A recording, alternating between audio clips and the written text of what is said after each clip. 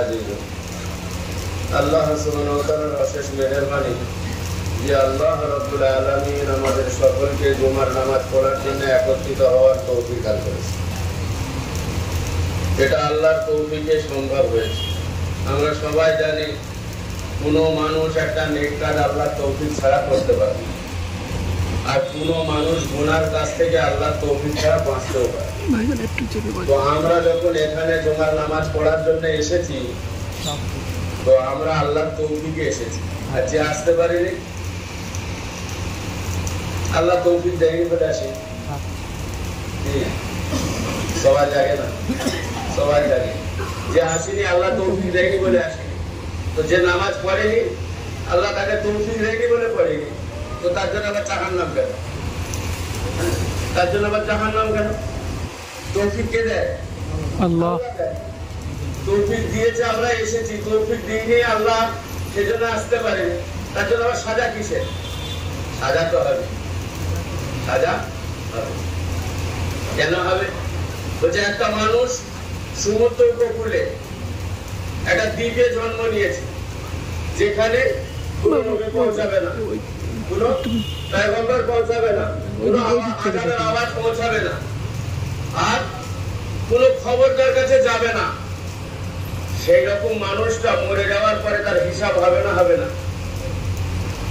হিসাব হবে। আল্লাহর বিধান হচ্ছে যার কাছে খবর নাই ওর কোনো হিসাব নাই। নবী গিয়ে খবর দেয়নি, আযানের আওয়াজ শুনিনি, তো তার আবার হিসাব কিসে? কি বলেন? তবুও কিন্তু হিসাব হবে, তবুও কিন্তু হিসাব হবে। ওই হিসাবটা কি হবে? নবীর হিসাব হবে না, দিনের হিসাব হবে না, কিন্তু জরুর বা জরুর মান রব্বুকার হিসাব হবে।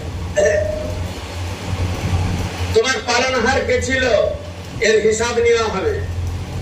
সে যদি বলে আমি কি করে বুঝবো, তখন আল্লাহ রাব্বুল ইজ্জত বলবে যে তোমাকে আমি আকলে সেলিম দিয়েছিলাম, ভাববার ক্ষমতা দিয়েছিলাম। তোমার গায়ে যখন সূর্যের কিরণ লেগেছিল তখন তোমার ভাবা দরকার ছিল এই সূর্যকে ওঠানোওয়ালা একজন আছে।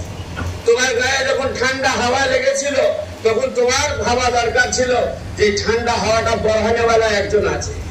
তোমার যখন খাবার খিদে লেগেছিল আর তোমার সমুখে খানা পৌঁছেছিল তখন তোমার ভাবা দরকার ছিল যে খিলানেওয়ালা একজন আছে। এ কথা ভাবার দরকার ছিল না? ছিল না? আর এ ভাবার শক্তি তোমাকে দিয়েছি না দিইনি? তখন মজবুর হয়ে বলবে আল্লাহ আমার ভাবা দরকার ছিল। ওই জন্য মান রব্বুকার সওয়াল হবে। হবে না? হবে না? যতই খেপা সাজো না কেন, যতক্ষণ না খেপা হবে ততক্ষণ পর্যন্ত মান রব্বুকার হিসাব দিতে হবে। খেপা হয়ে গেলে হয়তো মান রব্বুকার জিজ্ঞেস করবে না, করবে? যারা আকেলি নেই তাকে আবার কি সওয়াল করবে? যারা আকেলি নেই তার জন্য আবার কিসের সওয়াল? অনুরূপ ভাবে আমাদেরকে যাদের আসতে পারেনি তারা ভাবছে আমাকে আল্লাহ তৌফিক দিইনি বলে আসে। আল্লাহ বলছে এত সহজ নয়। তোমার সম্মুখে আমি দুটো রাস্তা ফেলেছি। তুমি ভালো কাজের ইরাদা করতে পারো, আবার খারাপ কাজেরও ইরাদা করতে পারো। এটা তোমার অধীনে দিয়েছি। তুমি ভালো কাজের যখন ইরাদা করবে আমি তোমাকে ভালো কাজ করার তৌফিক দান করব। তুমি যখন খারাপ কাজ করার ইরাদা করবে আমি তোমাকে খারাপ কাজ করার তৌফিক দান করব। তৌফিকটা আমার তরফ থেকেই পাবে। তাহলে এখন বলি, সকালবেলা ওকে যারা নিয়ত করেছে আজকে শুক্রবার জুম্মার নামাজ পড়বো, তাকে আল্লাহ মসজিদে এনে দিয়েছে। আজকে নিয়ত করেনি, তাকে কেন আল্লাহ তৌফিক দেবে? ওষুধটা লেখাটা দেবে তো লেখা পেলো, নাহলে মামুকটা দেবে তো লেখা পাই। কোনটা দেবে? দোষটা দোষ আল্লাহ না আমাদের? নিয়ত করা দরকার ছিল না? ছিল না? হ্যাঁ, নিয়ত করা দরকার ছিল। আমরা যারা নিয়ত করিনি তাদেরকে আল্লাহ তৌফিক দেয়। ওই জন্য দোষ বান্দা আল্লাহর নয়। আমরা ভুল বুঝবো না, আমরা ভুল বুঝবো না। আমরা নিয়ত করিনি, ওই জন্য আল্লাহ তৌফিক দিইনি। আল্লাহ আমাদের সবাইকে ভালো কাজের নিয়ত করার তৌফিক দেন। ওই জন্য হাদিসের ভিতরে এসেছে আর নিয়ত মুমিনুল খায়রুম মিনাল আমাল। মুমিনের জন্য নিয়ত হচ্ছে আমলের থেকেও দামি। নিয়ত আমলের থেকেও দামি। একটা কথা আমি বারবার করে বলি যে একটা মানুষ ঘর করছে আর জানালা রাখবে, জানালা রাখবার সময় নিয়ত করছে তুই আমার ইঞ্জেকশন দিচ্ছিস, দাঁড়া এমন জানলা রাখবো তো তোর মাথায় তোর বাড়িতে যত লোক ফিরবে ঘুরবে সব দেখবে। বলে ওই জানলা খুললে গুনাহ হবে না? হবে না? ওই জানলা খুললেই গুনাহ হবে। আর যদি ওই জানলাটা খুলবার সময় এই নিয়ত করে নেয় যে আমি আজকের এই জানলা রাখছি, এই জানলা দিয়ে আজানের আওয়াজ আসবে আর আজান শুনে আমি মসজিদে নামাজ পড়তে যাবো, জানালা খুলবে তো সওয়াব পাবে না পাবে না? তাহলে কিসের বুনিয়াদে সওয়াব আর গুনাহ? বলে কিসের বুনিয়াদে সওয়াব আর গুনাহ? কিন্তু মুসলমান কাজ করে যখন নিয়ত করে না, ওই জন্য নিয়ত ক প্রকার? নিয়ত হচ্ছে 3 প্রকার। একটা হচ্ছে বা নিয়ত, একটা হচ্ছে বদ নিয়ত, আর একটা হচ্ছে বে নিয়ত। বা নিয়ত হচ্ছে ভালো নিয়ত, আর বদ নিয়ত হচ্ছে খারাপ নিয়ত। আর কাজ করছে কোনো নিয়তই করে না, ও কোনো আজরই পাবে। হর কাজের আগে একটা নিয়ত থাকতে হবে। অনুরূপ ভাবে আমরা জুম্মা করতে এসেছি, নিয়ত কি? জুম্মা পড়তে এসেছি আমরা, নিয়ত কি? বলে ইস্তেমার ময়দান দেখবো, ভালো বায়ান হবে শুনবো, নিয়ত কি? বলে নিয়ত আমাদের এই জায়গায় আছে তো? তো বলেন ভালো বায়ান শোনার ভিতরে কামিয়াবি আছে, ইস্তেমা ময়দান দেখার ভিতরে কামিয়াবি আছে, না আল্লাহকে রাজি করার ভিতরে কামিয়াবি আছে? তো বলেন আমাদের ইস্তেমায় নামাজ পড়তে আসার আগে আমাদের নিয়ত করতে হবে যে আমি একটা বড় জমাতে নামাজ পড়বো, আর বড় জমাতে নামাজ পড়ার পরে আমার আল্লাহ আমার উপরে রাজি হয়ে যায়, আমার নামাজটাকে আল্লাহ কবুল করে নেবে। যত বড় নামাজ জমাতে নামাজ পড়বে কবুলিয়াতের আশা তত বেশি হবে। হবে না? হবে না? নিয়ত তো এই জায়গায় করতে হবে যে আমি একটা বড় জমাতে নামাজ পড়বো, আর বড় জমাতে নামাজ হবে, আল্লাহ কারো যদি নামাজ কবুল করে আমারটাও কবুল করে। এই জন্য আমি অনেক দূর থেকে পাড়ি দিয়ে বড় জমাতে নামাজ পড়ার জন্য এসেছি। নিয়ত থাকতে হবে, হার আমলের পিছনে নিয়ত বহুত জরুরি। আর ওই নিয়তটা কি হবে? বলছে একটা মানুষ কাজ করবার আগে একটা ইরাদা করে, একটা ইরাদা করে। ওই ইরাদাটা যদি আল্লাহর জন্য হয়ে যায় তাহলে ওই মানুষটা কামিয়াব, আর যদি আগ্রাজ হয়ে যায় ওই মানুষটা নাকাম, ওই মানুষটা নাকাম। ওই জন্য হাদিসের ভিতরে এসেছে ইখলাসওয়ালাদেরকে ধন্যবাদ, ইখলাসওয়ালাদেরকে ধন্যবাদ। এরা হচ্ছে ধর্মের বাতি, এরা হচ্ছে ধর্মের বাতি। এদের দ্বারাতে বড় বড় ফিতনা আল্লাহ পাক মিটাবে।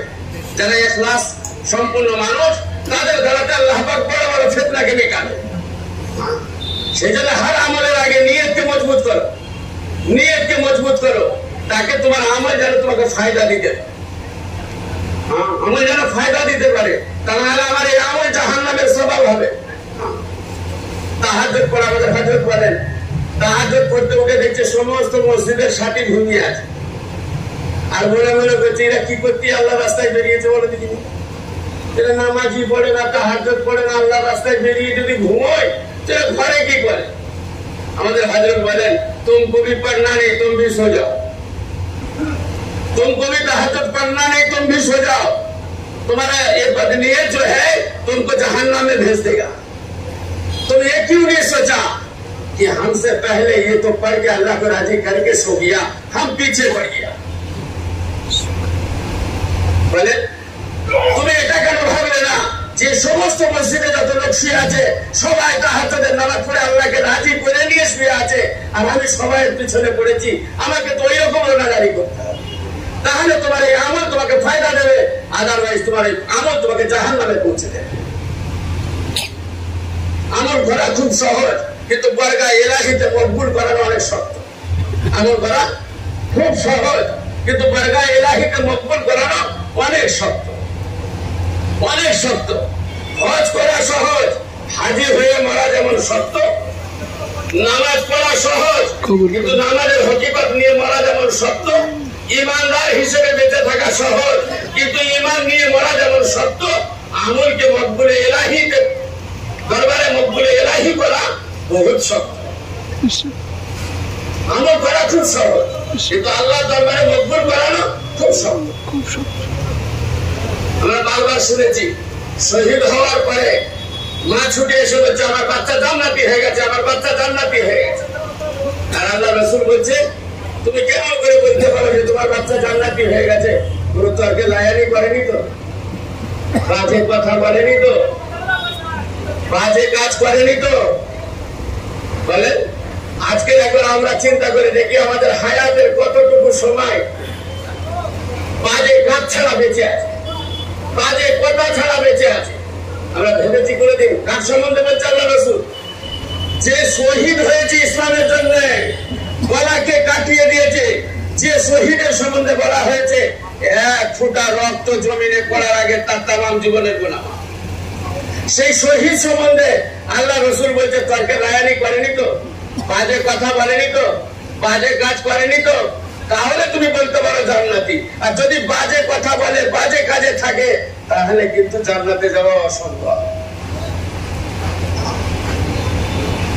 আজকাল আমাদের কতটুকু সময় আল্লাহর হুকুমের সঙ্গে লেগে আছে, আর কতটুকু সময় তর্কে রায়ানি বাজে কথাতে লেগে আছে, বাজে কাজে লেগে আছে। আমরা একটু বুকে হাত দিয়ে দেখি আমাদের অবস্থা কোন জায়গায় আছে। আল্লাহ আমাদের সবাইকে বোঝার তৌফিক দান করুন। আমিন।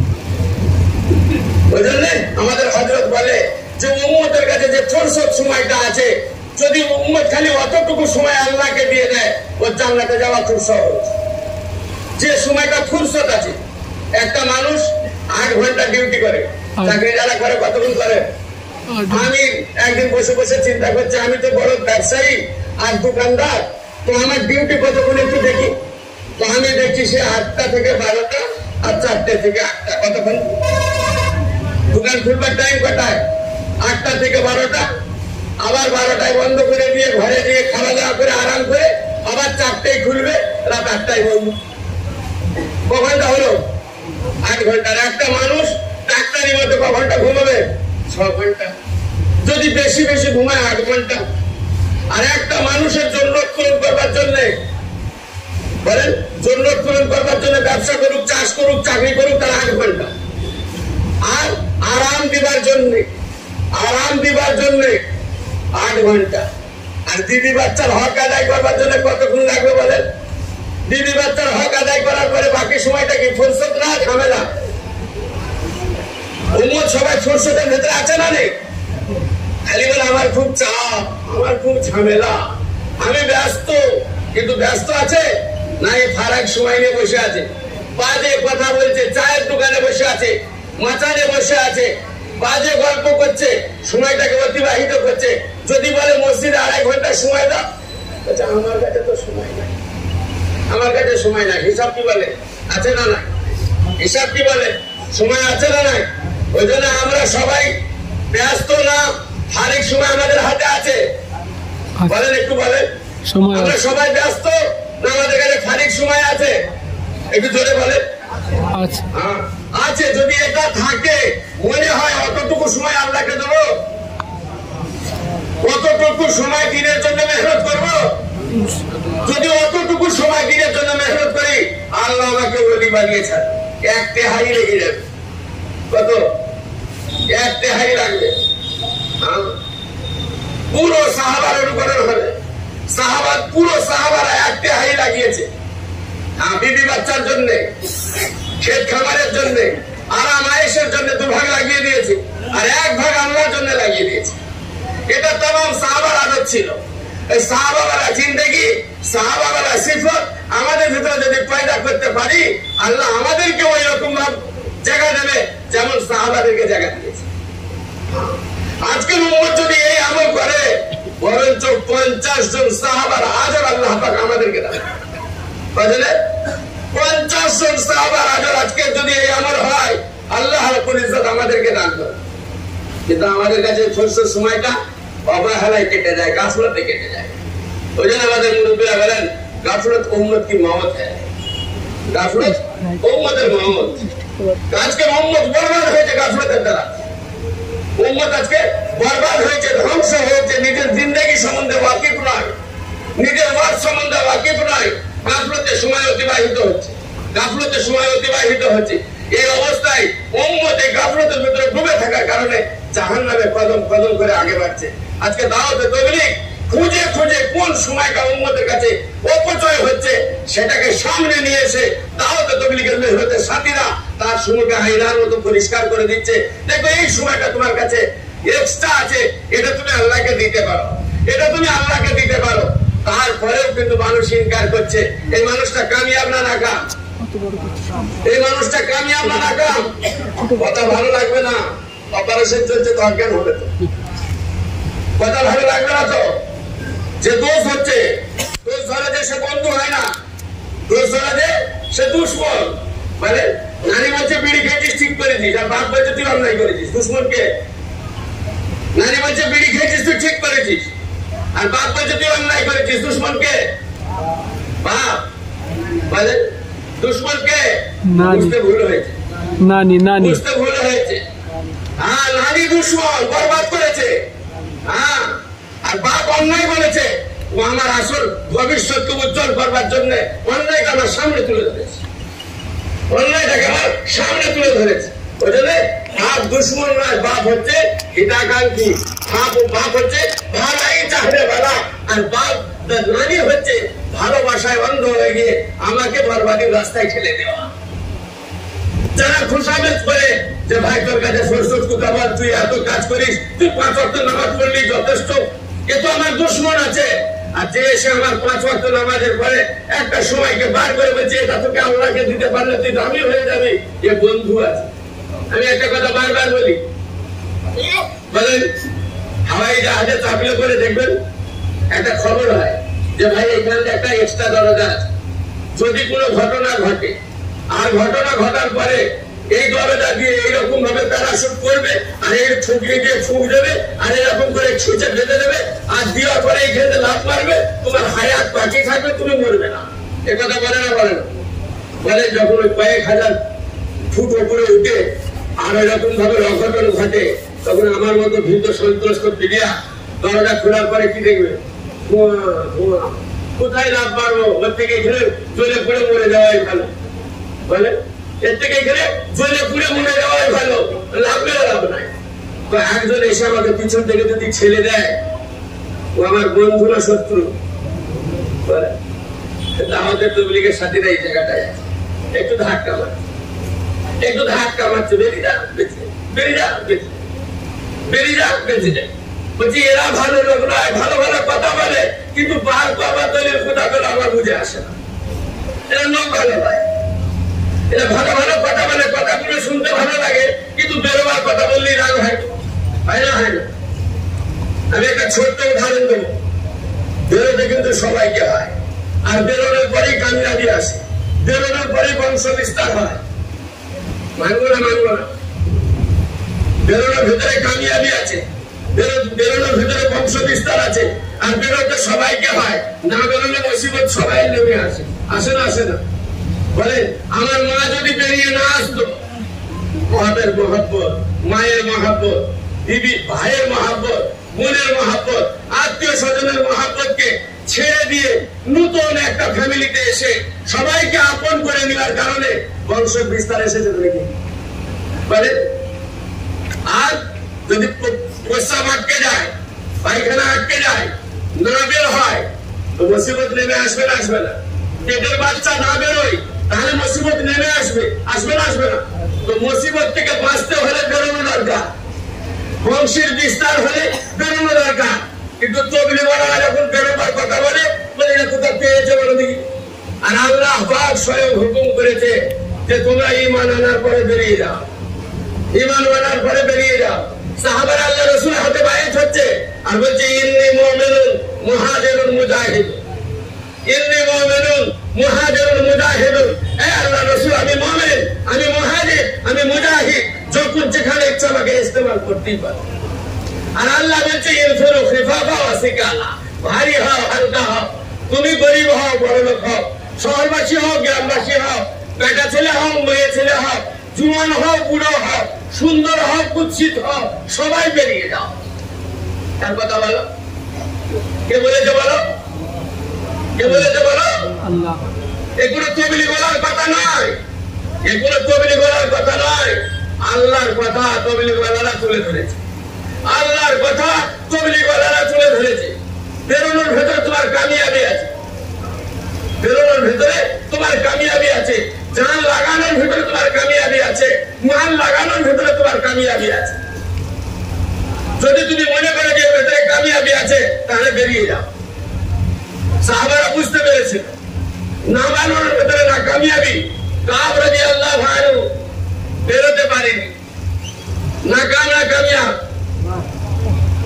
নামাজ পড়িনি বলে আযাব এসেছিল বলে হয়, রোজা রাখিনি বলে ওই আযাব এসেছিল, হজ করেনি বলে ওই আযাব এসেছিল। 50 দিন বয়কট, বলেন 50 দিন বয়কট। কাব রাদিয়াল্লাহু আনহু নামাজ পড়েনি বলে আল্লাহ রাসূল সালাম বন্ধ করেছিল। জিহাদে শরীক হয়নি বলে আল্লাহ রাসূল সালাম বন্ধ করেছে। সাথীদেরকে সালাম দিতে এবং সালামের উত্তর দিতে নিষেধ করেছে। ইহা তাকে কাব রাদিয়াল্লাহু আনহুকে বিবি থেকে জোড়া করা হয়েছে। তুমি বিবিকে জোড়া করে দাও, তাকে বাপের বাড়ি পাঠিয়ে দাও, তুমি একা জীবন যাপন করো একা। কত বড় শাস্তি বলে, কিসের জন্য? আল্লাহ রাস্তায় বেরোয়নি বলে, আল্লাহ রাস্তায় বেরোয়নি বলে এত বড় শাস্তি। আর আজকের আল্লাহ রাস্তায় বেরোবার কথা বললে উম্মত বলে এরা পেয়েছে কোথা বলো, এরা পেয়েছে কোথা বলো, এ বেদাত রাস্তা খুঁজে বার করেছে কে বলো? বলেন উম্মত বলে না, বলে না? হালাকি এটা বেদাত নয়, এটা আমরে ইলাহি, এটা আমরে ইলাহি, এটা আমরে ইলাহি, আল্লাহর হুকুম, বেরোনো আল্লাহর হুকুম।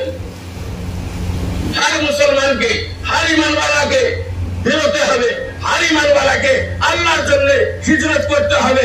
এটা আল্লাহ পাকের আমর, এটা আল্লাহর হুকুম। সেজন্য ভাই মাতারা বুজুর্গ দোস্ত আজিজ, আজকের আমরা না বেরোনোর কারণে, আজকের আমরা জিম্মাদারি না পুরা করার কারণে আজকের আমরা আমার আহলে হায়াত থেকে বেখবর হয়ে গেছি। আমরা আমাদের আহলে হায়াত থেকে বেখবর হয়ে গেছি। যারা ফিকির করেছে, পুরো উম্মতের জন্য ফিকির করেছে, তাদেরকে আল্লাহ রাব্বুল ইজ্জত অনেক দামি করেছে। আব্দুল্লাহ ইবনে হুযায়ফা রাদিয়াল্লাহু আনহু, আব্দুল্লাহ ইবনে হুযায়ফা রাদিয়াল্লাহু আনহু ইসলামের জন্য জিহাদে গেছে, ইসলামের জন্য জিহাদে গেছে। আর বাদশা তাগিয়ার সঙ্গে লড়াই হচ্ছে। বাদশা তাগিয়া সেনা সামন্ত আব্দুল্লাহ ইবনে হুযায়ফাকে কয়েদ করে দিয়েছে, আব্দুল্লাহ ইবনে হুযায়ফাকে কয়েদ করেছে। আর আব্দুল্লাহ ইবনে হুযায়ফা কয়েদ হয়ে যাওয়ার পরে বাদশার সম্মুখে হাজিরি দিয়েছে। বাদশা ডেকে পাঠিয়েছে, আর ডেকে পাঠানোর পরে বাদশা আব্দুল্লাহ ইবনে হুযায়ফাকে বলছে, দেখো তুমি একজন মুসলমান, তুমি একজন ঈমানওয়ালা, তুমি ইসলামের ধারক বাহক, তো তোমার এই ইসলাম তোমাকে মুসিবতে ফেলে দিয়েছে। এখন তোমাকে আমি গ্রেফতার করেছি, তোমাকে যা ইচ্ছা তাই করতে পারে। বলছে হ্যাঁ অবশ্যই পারে। বলছে দেখো আমি তোমার সঙ্গে একটা পরামর্শ করতে চাই, যে তুমি যদি ইসলাম ধর্ম ছেড়ে দাও তাহলে কিন্তু আমার রাজত্ব রাজ্য তোমাকে দিয়ে দেবো। আচ্ছা তাই গিয়া আব্দুল্লাহ ইবনে হুযায়ফার সম্মুখে মালকে পেশ করেছে, মাল। আচ্ছা আচ্ছা ঈমানওয়ালা, কিছু মাল পাওয়ার কারণে ঈমান বিক্রি করবে না, করবে না।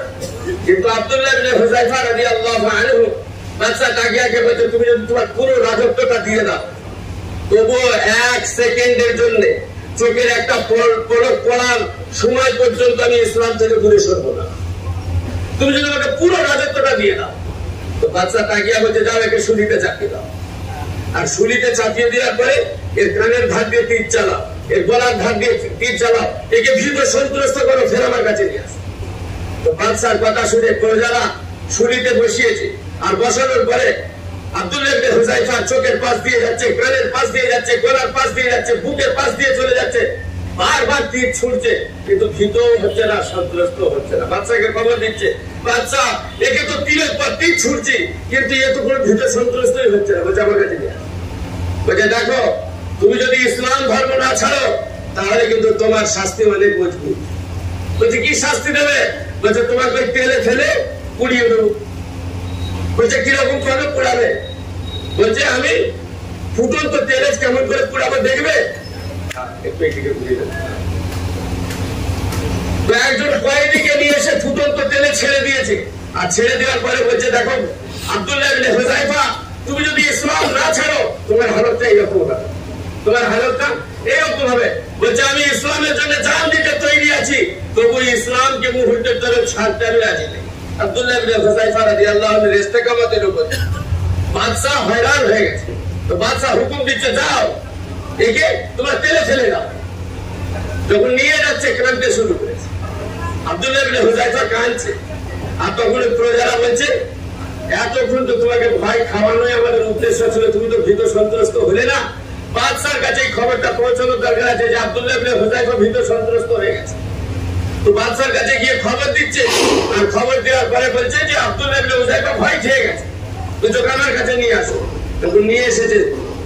বাদশা বলছে দেখো আব্দুল্লাহ ইবনে হুযায়ফা, তুমি যে ভীত সন্ত্রস্ত হবে এটা আমি জানতাম, তুমি এখনো ইসলামকে ছেড়ে দাও, তাহলে তোমাকে জীবন বক্সে দেবো, তোমার জীবন তুমি ফেরত পেয়ে যাবে। তুমি একবার ইসলামকে ছেড়ে দিয়ে খ্রিস্টান ধর্মকে কবুল করে নাও। আব্দুল্লাহ ইবনে হুযায়ফা রাদিয়াল্লাহু আনহু বলছে যে দেখো, তুমি যদি আমাকে তেলে ফেলো আমি মরে যাব। আমি এই জন্য কাঁদছি যে আমার প্রত্যেকটা শরীরের লোম থেকে যদি একটা করে জান দেয়, আর এরকম জালেম বাদশার সম্মুখে দাঁড়িয়ে ইসলামের জন্য লড়াই করে প্রত্যেকটা জানকে আমি তেলে ফেলতে রাজি আছি। বাদশা তাকে হাত চুকিয়ে আরে এই কি বলেনি, যদি কেউ একটা মাস্তান আর ওই গুণাতালকে মেরে এসে হাত গুটাতে দেখে আজকে দিলাম দারুণ দিলাম, একদম মাতালকে ছেতরে দিলাম, সবাই আক্রমণ করবে না তাকে বলবে বলে তুই মাতাল মেরে এসেছিস, একটা পাগল মেরে এসেছিস, তুই কি না বলছিস? তো বাদশাহ তাকিয়া বলছে আব্দুল্লাহ ইবনে হুযায়ফাকে মারা আর না মারা সমান, যে মওতকে এত ভালোবাসে, মওতকে এত প্যার করে, সারার থেকেও বেশি দামি মনে করে, তোকে মেরে দাও। তখন বাদশাহ তাকিয়া বলছে দেখো, তুমি একটা আমার সঙ্গে চুক্তি করো। বলছে কি চুক্তি বলো? বলছে তোমাকে আমি ছাড়তে পারি, তুমি আমার কপালে একটা চুমু দেবে বলো। বাদশাহ তাকিয়া আব্দুল্লাহ ইবনে হুযায়ফার সঙ্গে প্রস্তাব রেখে দিয়েছে। আব্দুল্লাহ ইবনে হুযায়ফা বলছে দেখো, তোমাকে আমি চুমু দিতে পারি, আমার একটা শর্ত আছে, তুমি মানবে কি বলো? বলছে কি শর্ত বলো? বলছে ওই শর্ত যত মুসলমান কয়েদখানায় বন্দী আছে সবাইকে ছাড়বে কি বলো? আব্দুল্লাহ ইবনে হুযায়ফা শর্ত কি রাখলো? যত মুসলমান কয়েদখানায় বন্দী আছে সবাইকে তুমি ছাড়বে কি বলো? তো আব্দুল্লাহ ইবনে হুযায়ফার এই প্রস্তাব শুনে বাদশা তাকিয়া সম্মানের পিয়াসী বলছে দেখ, ওটা আমার কাছে সামান্য ব্যাপার, তুই আমাকে চুমু দিলে আমার জীবনটা ধন্য মনে করবো, তুই আমাকে চুমু দিয়ে আমি সবাইকে ছেড়ে দেবো। তো বাদশা তাকিয়াকে চুমু দিবার আগে আব্দুল্লাহ ইবনে হুযায়ফা নিজের ঈমানকে পরিষ্কার করছে, হে আল্লাহ, আমি আমার জানের প্যারা হয়ে আমি বাদশা জালেম বাদশাকে চুমু করি, আমি আমার জানকে বাঁচাবার জন্য আমি বাদশাকে চুমু দিচ্ছি না, আমি তো আমার মুসলমান ভাইকে কয়েদখানা থেকে মুক্তি দিয়ে ইসলামের উপরে চলার সাহায্য করার জন্য আমি জালেম বাদশার কপালে চুমু দিচ্ছি, তুমি আমাকে ক্ষমা করে দিও।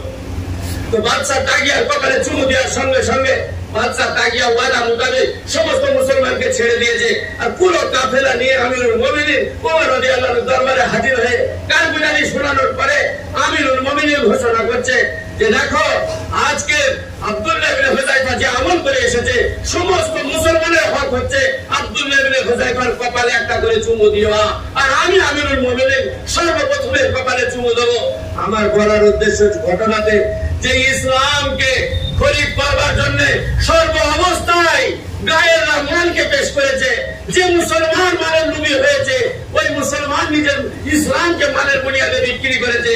আর একটা কথার গভীরতা হচ্ছে যে ওই মুমূর্ষু অবস্থাতে মওত সামনে, যেখানে বাদশা জালেমের হাতে পাকড়াও হয়েছে, তবুও উম্মতের ফিকির থেকে সাহাবারা খালি ছিল না। আর আজকে আমরা ওই জায়গায় গিয়ে দাঁড়িয়ে আছি যে আমার আহলে হায়ালের খবর নিতে পারি না।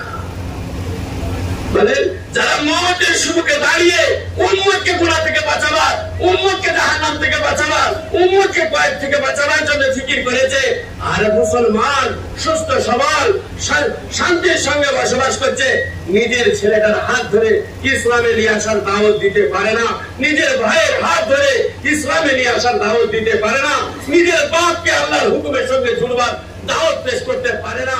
বলেন কোন জায়গায় আছে, কত নিচু জায়গায় লেগেছে। সেই জন্য আল্লাহ রাব্বুল ইজ্জত এই ইজতেমাকে তৈরি করেছে যে ওই জায়গা থেকে তোমরা বেরিয়ে আসো, ওই জায়গা থেকে তোমরা বেরিয়ে আসো।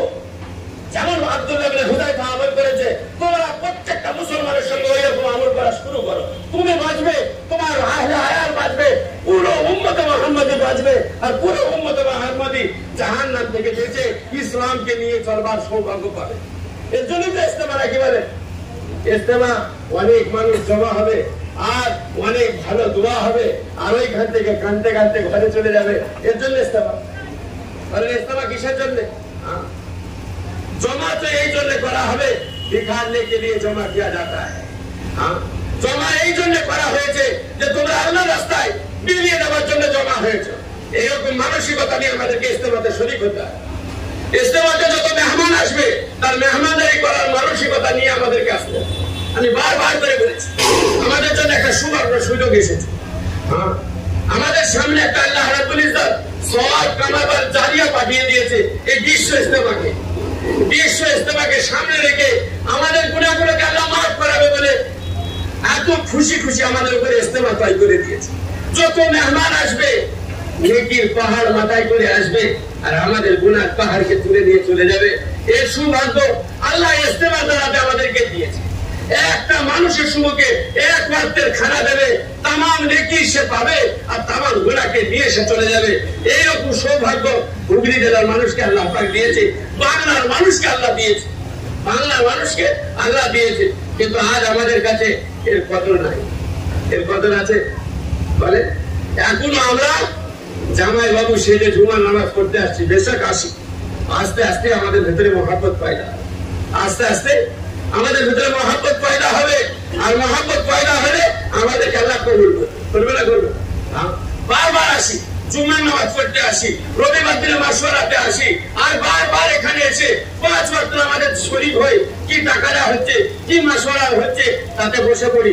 বসে পড়ে আমরা এর আজায়েম গুলোকে উঠাবার জিকির করি। আল্লাহ রাব্বুল ইজ্জত আমাদেরকে দিয়ে কাজ নেবে। আল্লাহ কাজ নেবার জন্য কারো মুহতাজ নয়। আল্লাহ চাইলে সব থেকে বড় বাদশাকে খতম করতে একটা ল্যাংড়া বাচ্চাকে বলেন। সব থেকে বড় বাদশাকে নমরুদ, যে বাদশাহের শাহী দরবারে যেতে হলে সেজদা করতে হতো, যে বাদশাহী শাহী দরবারে ঢুকতে হলে বাদশাকে সেজদা করতে হতো। আর ওই আল্লাহ ওই বাদশাকে ওই বাদশাহী কুরসিতে বসিয়ে ছোট পেটা করে যে একটা ল্যাংড়া বাচ্চা। তোমার আল্লাহ কত বড় কাদিরের মতো আল্লাহ। আমার আল্লাহ সব করতে পারে না, পারে না? আমার আল্লাহ তুইজ্জু মান তাশা ওয়া তুযিল্লু মান তাশা, তুযিল্লু মান তাশা ওয়া তুইজ্জু মান তাশা ওয়া তুযিল্লু মান তাশা। মুশরিকরা এসে আল্লাহ সম্বন্ধে জিজ্ঞাসা করছে আল্লাহ রাসূলকে, তুমি বলো তোমার আল্লাহ কেমন? তুমি যে আল্লাহর দিকে ডাকছো সেই আল্লাহর বংশমর্যাদা বলো, সেই আল্লাহর বংশমর্যাদা বলো। তো আল্লাহ রাসূল খামোশ হয়ে আছে, কি বলবে? আল্লাহ সম্বন্ধে কি জানে? আল্লাহ রাসূল তখন চুপ আছে, কিন্তু আল্লাহ চুপ থেকেছে। আল্লাহ সঙ্গে সঙ্গে জিবরাইলকে পাঠিয়ে বলছে কুল হুয়াল্লাহু আহাদ, ওদেরকে বলে দাও আমি এক অদ্বিতীয়, আল্লাহুস সামাদ, আমি বেনিয়াজ, আমি সব থেকে পবিত্র, আমি কারো মুহতাজ নই, সবাই আমার মুহতাজ, আমি কারো মুহতাজ নই, সবাই আমার মুহতাজ। লাম ইয়ালিদ, আমি কারো বেটা নই, ওয়া লাম ইউলাদ, আমার কোনো বেটা নাই, আমার কেউ বংশ নেই, আমি কারো ছেলে নই, আমার কোনো ছেলে নাই। এ কথাদেরকে শুনিয়ে দাও। ওয়ালাম ইয়াকুল লাহু কুফুয়ান আহাদ, আমার সমকক্ষ কেউ নাই। যদি সবাই মিলে চেষ্টা করে একটা আসমান বানাতে পারবে না, সবাই মিলে যদি চেষ্টা করে একটা পাহাড় বানাতে পারবে না, সমস্ত পৃথিবীর মানুষ মিলে যদি চেষ্টা করে জমিন বিছাতে পারবে না, সমস্ত পৃথিবীর মানুষ মিলে যদি মনে করে একটা বেটা ছেলে তৈরি করতে পারবে না, সমস্ত পৃথিবীর মানুষ মিলে যদি মনে করে আসমান থেকে পানি বার করবো, বার করতে পারবে না। কিন্তু আমি আল্লাহ সব পারি, আমার সমকক্ষ কেউ নাই। ফির মুশরিকরা মজবুর হয়ে জিজ্ঞাসা করছে, তোমার আল্লাহ তো বংশমর্যাদা পেলাম, কিন্তু তোমার আল্লাহ কি করতে পারে বলো? তোমার আল্লাহর ক্ষমতাটা একটু বলো, আমাদেরকে শোনাও। তো আল্লাহ রাসূল খামোশ, আল্লাহ রাসূল কোনো কথা বলছে না, কিন্তু আল্লাহ চুপ থাকছে না। জিবরাইলকে পাঠিয়ে বলছে কুলিল্লাহুম্মা মালিকাল মুলকি তুতিল মুলকা মান তাশা ওয়া তানজিউল মুলকা মিম্মান তাশা ওয়া তুইজ্জু মান তাশা ওয়া তুযিল্লু মান তাশা বিয়াদিকাল খায়র ইন্নাকা আলা কুল্লি শাইইন কাদির তুলিদুল লাইলা ফিন নাহার ওয়া তুলিদুন নাহারা ফিল লাইল ওয়া তুখরিজুল হাইয়া মিনাল মাইয়িত ওয়া তুখরিজুল মাইয়িতা মিনাল হাইয়্য ওয়া তারযুকু মান তাশা বিগাইরি হিসাব। আল্লাহ কি করতে পারে? খুল্লা খুল্লা বয়ান করেছে, খুল্লা খুল্লা বয়ান করেছে। শহরকে জঙ্গল বানাতে তার মহতাজ, আবার জঙ্গলকে শহর বানাতে তার মহতাজ, বলে মুর্দাকে জিন্দা করতে তার মহতাজ, জিন্দাকে মুর্দা করতে তার মহতাজ, রাতের ভিতর থেকে দিন বার করতে তার মহতাজ, দিনের ভিতর থেকে রাত বার করতে তার মহতাজ।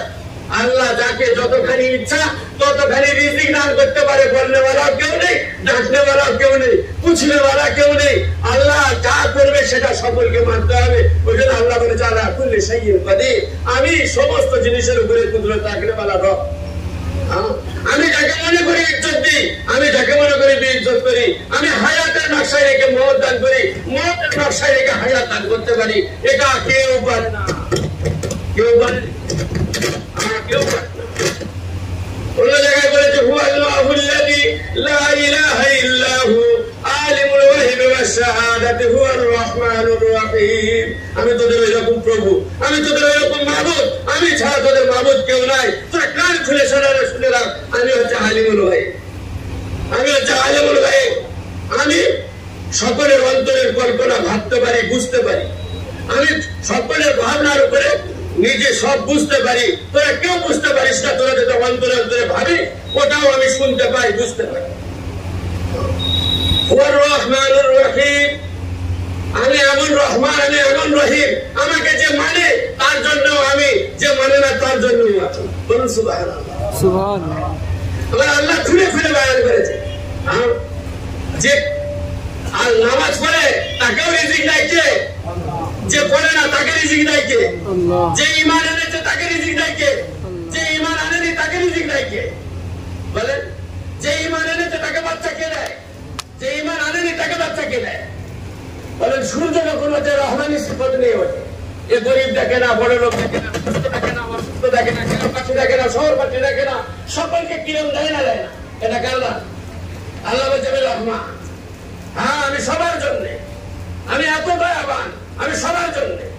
হ্যাঁ, কাফের হলে তার উপরে আমি দয়া করি। হাল জাযাউল ইহসান ইল্লা ইহসান। যদি আমার উপরে কাফের হয়ে ইহসান করে, আমি তাকে দুনিয়াতে ইহসানের বদলে ইহসান দিয়ে চুকিয়ে দিই। হ্যাঁ, আমার আল্লাহ রাব্বুল ইজ্জত রহমান।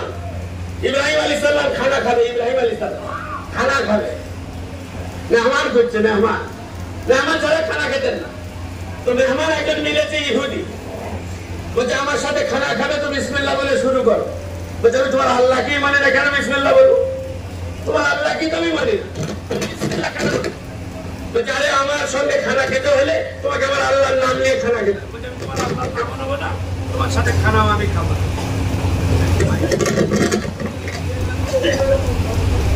আমি তোমার সাথে খানাও খাবো না, আর তোমার আল্লাহর নাম নিয়ে শুরু করবো না। বলছে তাহলে তুমি উঠে যাও। তো মেহমান উঠে চলে গেছে। আল্লাহ জিবরাইলকে পাঠিয়েছে। ওই ইব্রাহিম 70 বছর ধরে আমার নাফরমানি, 60 বছর ধরে আমার নাফরমানি করছে, 50 বছর ধরে আমার নাফরমানি করছে।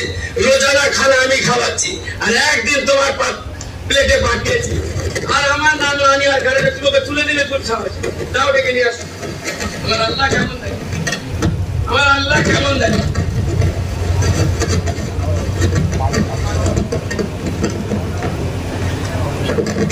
শুরু করবো না বললাম, ফের আমাকে ডাকতে পাঠিয়েছে।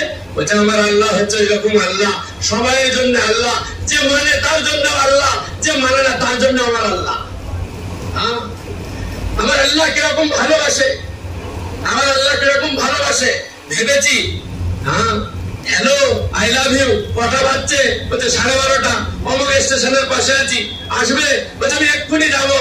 বাবা কেউ বুঝতে পারছে না, ঘুম থেকে উঠে নিজেকে উঠতে পারছে না, হ্যালো বলেছে চলে যাচ্ছে, যাচ্ছে না, যাচ্ছে না। ও ভালোবাসাটা ছোটাও হতে পারে, আর আমার আল্লাহর ভালোবাসা কি ধোকা নেই।